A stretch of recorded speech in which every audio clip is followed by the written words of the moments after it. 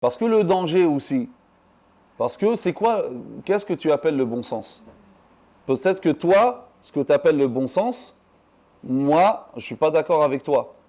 Donc toi, pour toi, il contredit ton bon sens, et moi, je dis non. Donc là encore, c'est pour ça que je dis que bien sûr, les grands savants comme le Bukhari, Muslim, etc., c'est des savants immenses, mais ils ne sont pas infaillibles, ça tout le monde le sait, c'est pas nouveau.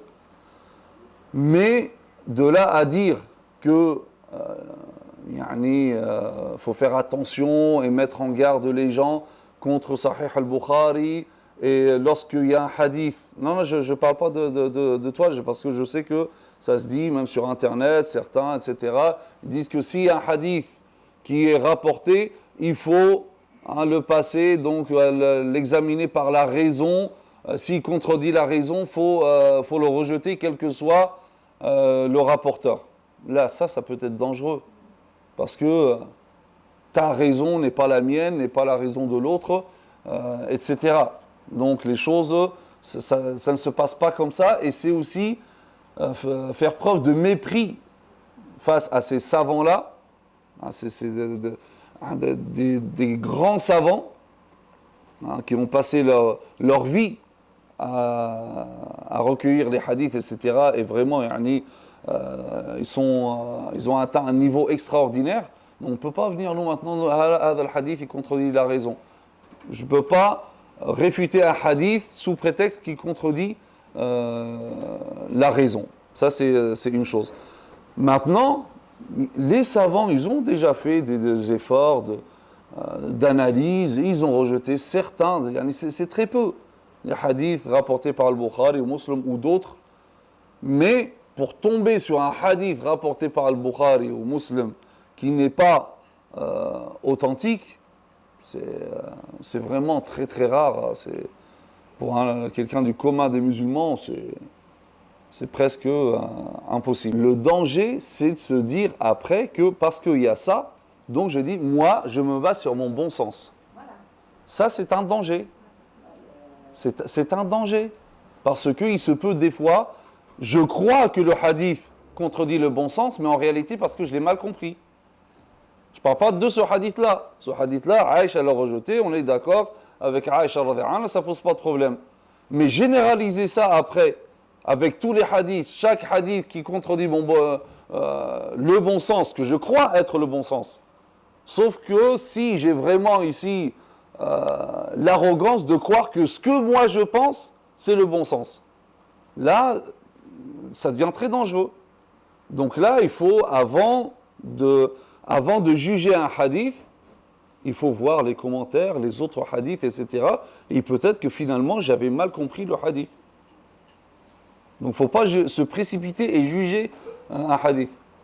Moi, je dois vraiment faire le rapport entre, quand je parle de bon sens, quand on fait l'explication des noms divins, je me dis que Allah ne veut pas, par rapport à sa science, par rapport aux définitions qu'on nous donnait et qu'on apprend, par rapport à sa grande rahma, il n'est pas possible que Dieu soit injuste, entre guillemets, par rapport à des notions que nous, on pourrait qualifier d'irraisonnables.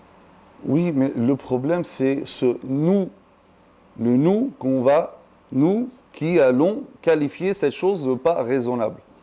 Qui va juger ça? Toi, moi, l'autre? Peut-être toi, tu considères que ce n'est pas raisonnable. Moi, je vais dire oui, il est raisonnable. Et comment faire ici? C'est pas si évident que ça. Donc c'est pour ça que les savants, ils ont établi des règles minutieuses de l'acceptation de hadith, de la vérification de la chaîne, de la vérification de l'énoncé. Lorsque j'entreprends un travail scientifique, et ensuite, je déconstruis ça, j'arrive à un résultat que ça, donc, il est à rejeter. Ça, c'est respectable. Mais ce n'est pas juste le bon sens. Non. C'est comme aussi par rapport au Messiah. Oui.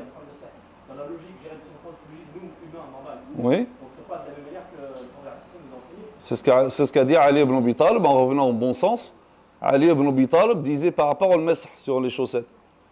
Il disait, j'ai toujours cru que le bon sens, c'était de passer les mains sous le na'al, jusqu'à ce que je vois le professeur sallam passer au-dessus. Et là, étant donné que c'est cultuel, il a laissé son bon sens de côté. D'accord? Donc, ça ne veut pas dire que l'être humain, il met de côté sa raison, mais il y a des choses où lorsqu'on n'arrive pas à un niveau, donc lorsque j'ai aucune connaissance dans les sciences du hadith, dans les fondements du droit, etc., il ne faut pas se précipiter, il faut aller poser les questions. Que disent les savants de ce hadith-là? C'est quoi l'explication? Est-ce qu'ils l'ont considéré authentique d'une manière catégorique ou pas, etc. Hein? Je vais vous donner un exemple.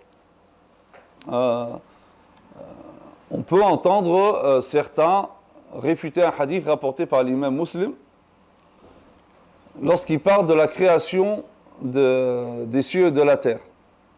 L'imam Muslim, donc, il dit que Allah Azza wa Jalla, donc, il a créé telle chose le samedi. Hein. Ensuite, chaque jour, quelque chose. Hein, la terre, kada, le dimanche, il a créé telle chose, etc. Et le vendredi, il créa Adam, alayhi salam. Ce qui fait donc, du samedi au vendredi, ça fait combien de jours?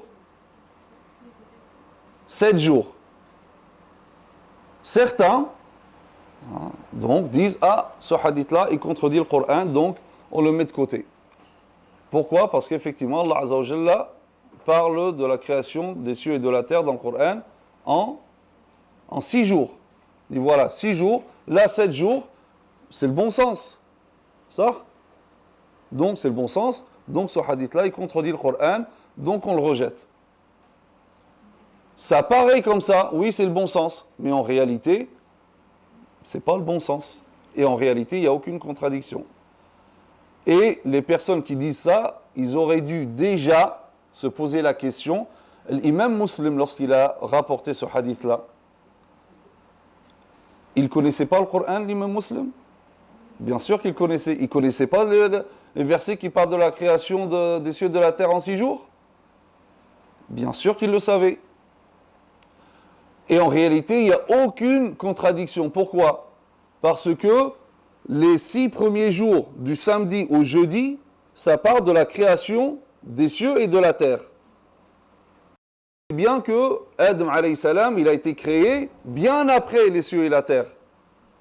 Donc, le 7e jour, qui est le vendredi, c'est la création de Adam, mais cette création de Adam n'est pas comprise dans les 6 jours évoqués dans le Coran. Le hadith évoque un jour en plus. Donc finalement, il n'y a aucune contradiction. Voilà le danger du bon sens. Parce que certains croient que c'est le bon sens, mais finalement, ben non, il n'y a aucune contradiction. Certains, toujours avec le bon sens, etc., lorsque certains réfutent les hadiths concernant les signes de la fin des temps. Ils disent non, il n'y a pas descente de Isa alayhi salam, Dajjal, tout ça, ça n'existe pas. Pourquoi? Parce qu'Allah Azza wa Jalla a dit dans le Coran, concernant l'heure, la ta'tikum illa baghtah.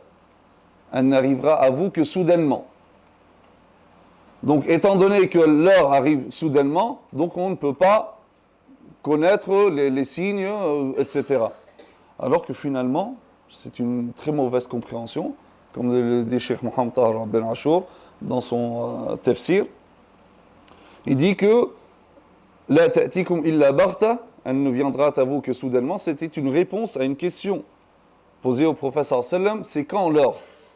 Il dit, c'est-à-dire, vous ne pouvez pas savoir, elle viendra soudainement. Mais il dit, ceci ne contredit pas qu'il y ait des signes. Étant donné que les signes sont étendus dans le temps, ils ne permettent pas de connaître quand arrivera l'heure exactement. Donc elle arrivera soudainement, certes, mais après l'accomplissement des signes.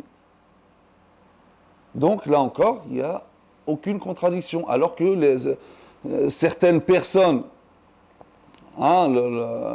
qui se croient plus intelligentes que les autres et qui disent oui, c'est la raison, mais finalement, hein, ils ont l'arrogance de croire que leur raison, c'est la raison.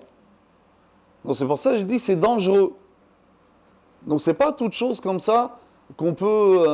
on ne minimise pas le rôle de la raison, mais la raison est encadrée par des règles précises dans les sens du hadith, dans les usul al-fiqh, sinon après, chacun peut réfuter un hadith comme il veut, etc. En fait, il faut se remettre soi-même en question, pas le hadith. C'est-à-dire, avant de juger, même si je trouve un hadith qui j'ai du mal, avant de juger, j'essaie de faire l'effort, de voir ce que disent les savants, les interprétations, etc. Et dans la plupart des cas, après, je vais me rendre compte que finalement, j'avais mal compris le hadith.